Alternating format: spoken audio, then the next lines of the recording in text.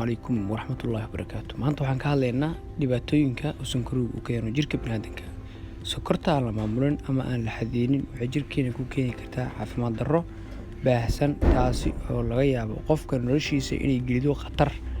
Waxaa laga yaabaa sonkorta aan la xadidin ama aan la kontaroolin inay dhaawac u geysato indhaha qofka qaba sonkorta, taas oo ugu dambeyn keeni karta inay ka dhacaan.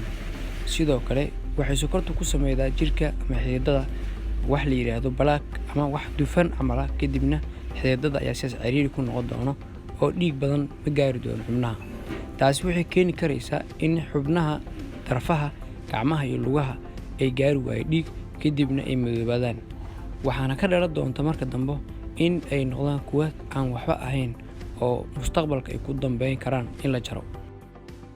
Qofka qaba sonkorta ayaa sidoo kale miisaankiisu hoos u dhici kara haddii aanu iska kontaroolin sonkorta, maadaama aan laga faa'iidaysanaynin jirkuna uu isticmaalayo dufanka jirka. Sidoo kale keliyaha ayaa qofka fadhiisan kara haddii sonkortu waqti badan aan laga kontaroolin, waxayna noqon karaan marka ugu dambeyda howlgab. Haddaba waa muhiim in qofka qaba sonkorta la kontaroolo sonkortiisa oo la siiyo daawooyin, lana socdaa cabirkeeda ka hor raashinka iyo kadibba. Sidoo kale waa in uu leeyahay qofku dhakhtar mar walba la socda. Mahadsanidin.